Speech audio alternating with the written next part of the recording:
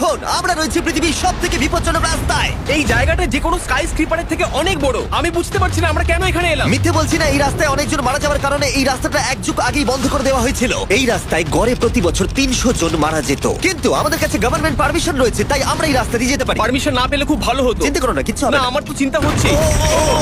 এবার বুঝতে পারছি কেন ডেথ রোড বলে। কিন্তু তুমি এমন চালাচ্ছ জানো এটা খুব সাধারণ রোড। দেখো তোমার জীবন আমার হাতে রয়েছে, তাই তুমি এরকম না, তোমার জীবন আমার হাতে রয়েছে। দেখো স্টিয়ারিংটা মনে হচ্ছে কেঁপে উঠবে। ট্রেনের দিকে হাত ছড়িও না। আমরা এখন মৃত্যু থেকে মাত্র 7 ইঞ্চি দূরে আছি। আমরা খাদের খুব কাছে রয়েছি। সাবধানে সাবধানে সাবধানে। বলছো, ও কি মাই flash গড, করছে? আমার লাইফ ফ্ল্যাশ করছে, ফ্ল্যাশ করেই যাচ্ছে আচ্ছা, বারবার। আর যদি তোমরা ভাবো এটাই সব থেকে বিপজ্জনক, তাহলে বলে রাখি আমাদের রাস্তায় আরো 3টে বিপজ্জনক স্পট বাকি আছে। রাস্তা আস্তে আস্তে আরো সরু হয়ে যাচ্ছে। এই জায়গাটা কিন্তু খুব সাবধানে চালিও। Oh my God! দেখো ওই জায়গাটা টায়ার কিন্তু মাটিতে থাকবে না, দেখতে পাচ্ছ? হ্যাঁ, সেটা আমি দেখতে পাচ্ছি। ও মাই গড, দেখো খাদটা কতটা দাঁড়াও। গভীর। নোলান, তুমি কি একটু গাইড করতে পারবে? অবশ্যই, গাড়ি থেকে নামতে পারলে খুবই খুশি হব। ও দেখো পড়ে যেও না ভাই। এটা কি? একবার দেখো খাতটা কতটা গভীর। সত্যি অনেক গভীর। এখান থেকে একটা হ্যাঁ, এখান থেকে আমাকে বার করো। ঠিক আছে।